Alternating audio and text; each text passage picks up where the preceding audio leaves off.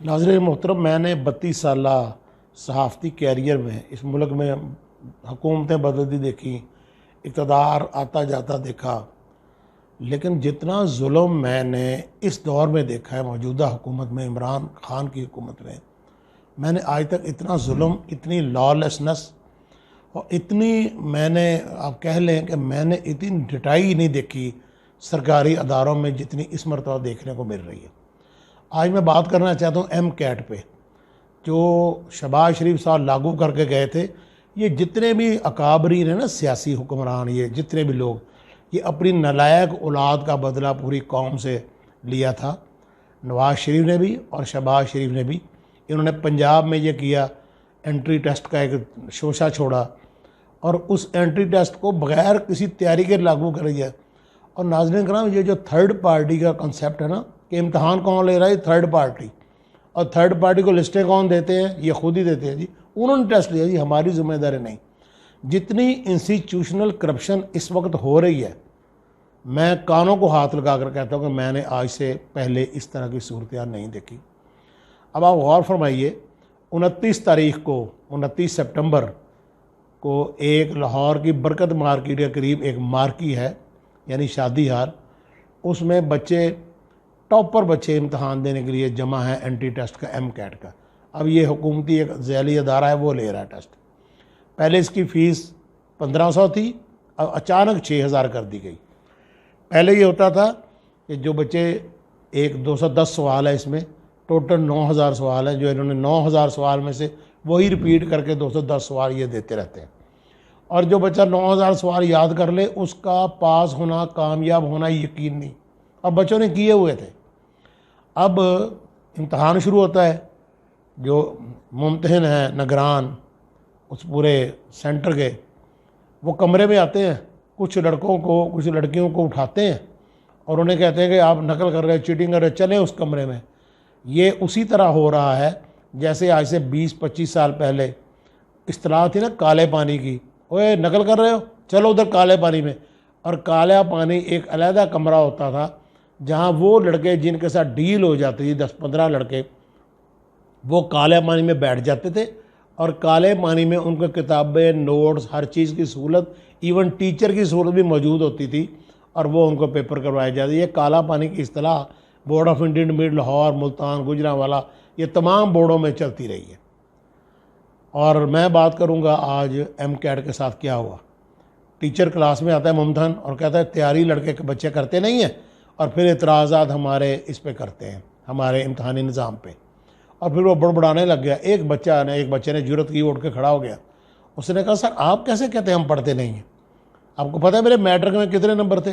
उसने कहा, मेरे मैट्रिक में 1100 में से 1061 नंबर थे, और एफएससी के जब रिज़ल्ट आएगा आप देख लीजिएगा, मेरे 94-95% मार्क्स होंगे।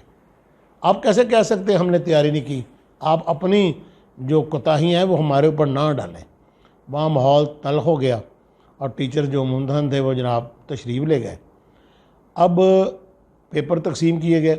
पहले जो एंट्री टेस्ट के जो पेपर होते थे उसमें बच्चे को की मिलती थी, यानी कि पेपर का एक उसकी कॉपी उसको मिलती थी जिसके ऊपर दुरुस्त क्वेश्चन लिखे हुए होते थे, और बच्चा इम्तहानी सेंटर से निकलते ही अपने आप को एवेल्यूएट कर लेता था कि मेरे कितने नंबर आए हैं।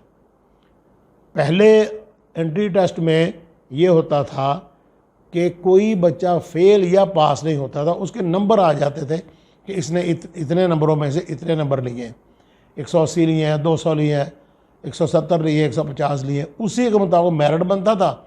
टॉपर जो थे वो सरकारी मेडिकल कॉलेजों में चले जाते थे और जो कम नंबर लेने वाले थे वो प्राइवेट मेडिकल कॉलेजों में चले जाते।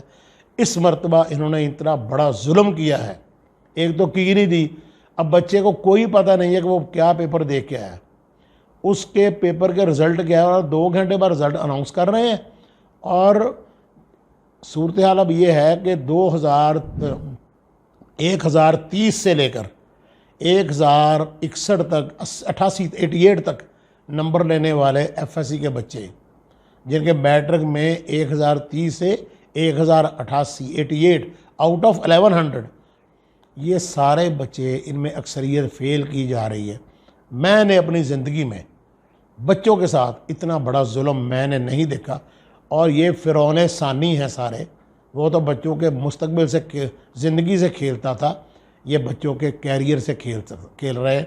और ये एक नई क्लास पैदा कर रहे हैं जिसमें रिपल्शन होगी, जिसमें नफ़रत होगी, और एक ऐसी क्लास पैदा कर रहे हैं जो एंटी स्टेट होगी, जो एंटी, जिसके खून, जिसने मेहनत की हो, जिस बच्चे ने अपनी पूरी ज़िंदगी दाव पे लगाई हो, जिसने 24 घंटे में 18-18 घंटे पढ़ा हो, उसके साथ ये जुल्म हो। ये जुल्म इतना बड़ा जुल्म है कि ये हुकूमत का सर ले जाएगा, बददुआएं ले जाएगा। नाज़रीन करम, मैंने बददुआ लगती देखी है। मैंने मियाँ शहबाज शरीफ को बददुआ लगती देखी, अपनी आंखों से देखी। हुआ यूँ कि लाहौर में जो मकबरा जहांगीर है, उसको जो सड़क जाती है पुराना रावी पुल के रास्ते, तो वहाँ एक फाटक था, फाटक के इर्द गिर्द कच्चे घर थे, झुग्गियाँ थी, कच्चे घर थे। तो मियाँ साहब ने कहा ये बड़ा हमारा बैड इमेज आता है, लिहाजा एक और रास्ता पीछे से निकाल दिया जाए जो रेलवे ट्रैक को क्रॉस करे, नया फाटक लगाए, ताकि वो रास्ता जो है वो मकबरा जहांगीर जाए। रास्ते में 10-12 घर आते थे। हुक्म हुआ, बलडोज़र चले, सामान निकालने की भी मोहलत नहीं दी गई और सारे घर गिरा दिए गए।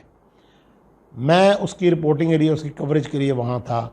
एक औरत थी, वो पहले चीखती चिल्लाती सामान के आगे लेटती रही, मगर बादशाह का हुक्म था, बलडोज़र चला, घर मलिया मेट हुआ। उसने ऐसे झोली उठाई और झोली उठा कहने लगी, या अल्लाह, जिस तरह इन्हें सानू कढ़िया इनू कढ़। और नाज़रीन, ठीक 10 दिन के अंदर अंदर मरकज़ में मियाँ नवाज शरीफ और पंजाब में मियाँ शहबाज शरीफ की हुकूमत का ख़ात्मा हो चुका था। ये उससे, वो तो किसी एक औरत की बद्दुआ थी।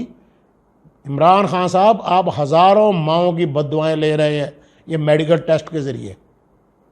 जो आपकी नाक के नीचे जुल्म हो रहा है, ये आप नहीं कह सकते कि आपको पता नहीं है। हुक्मरान ज़िम्मेदार है और कुरान पाक की वाज़ेह अहकामात हैं कि तुम में से हर शख्स रियाया परवर है और रोज़े महशर तुमसे तुम्हारी रियाया के बारे में सवाल किया जाएगा। आप तो वज़ीर आज़म हैं, एक मामूली चौकीदार, एक किसी छोटी सी झोंपड़ी में बैठा हुआ जो आदमी है वो भी रियाया है। तो मैंने किसी अल्लाह वाले से पूछा कि उसकी रियाया कौन सी हो सकती है। वो कह रहे को परिंदा उसके उस झोंपड़ी में आ जाता होगा, कोई बिल्ली आ जाती होगी, कोई झोंपड़ी के करीब को परिंदे उड़ के आ जाते होंगे, वो उससे खाना अगर खा लें वो उसकी रियाया है। तो कुरान मजीद जब कहता है, जब अल्लाह के अहकामात है कि तुम में से हर शख्स रियाया परवर है और रोज़े महशर तुमसे तुम्हारी रियाया के बारे में सवाल किया जाएगा, तो इमरान खान साहब आपने क्या तैयारी की इन सवालों का जवाब देने की? किस मुंह से पेश होंगे उस दिन जो 50,000 साल का एक दिन है? कब कैसे पेश होंगे आप? मत करें इतना जुल्म। बच्चों के साथ कोई नहीं, बच्चों के कैरियर के साथ कोई नहीं खेलता। मैं तो आपको बड़ा अच्छा समझता था, पूछता था कि आपने नंबर यूनिवर्सिटी बना के आपने एक बहुत बड़ी तब्दीली लाए हैं।